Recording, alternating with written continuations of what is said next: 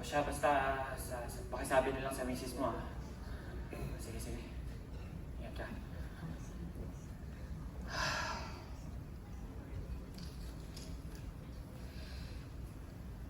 May bumili?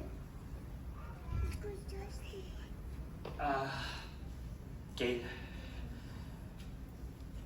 Sabi mo wala namang bibili sa kanya.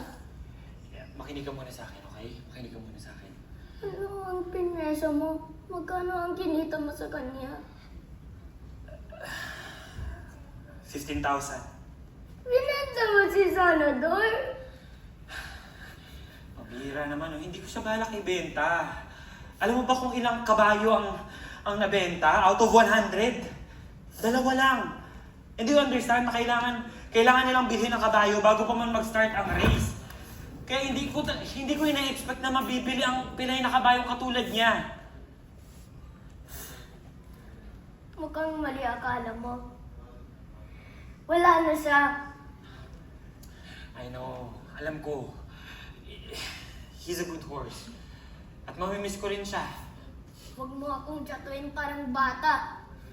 Gusto mo lang mabawi ang pera mo. Naiintindihan ko naman. Ganun talaga. Negosyo eh. Oo, negosyo. Pero gaya ng sinabi ko kanina, hindi ko siya balak ibenta. Nagsinungaling ka. Sinabi mo, hindi siya mawawala sa akin. Tumayo ka doon at sinabi mo, pero pinatakbo mo siya at may bumili sa kanya. Well then, I guess hindi lahat ng gusto natin nangyayari. Hindi siya binibenta. Lahat ng racehorse ngayon sa buong mundo, binibenta! Nauunawaan mo ba? Ha?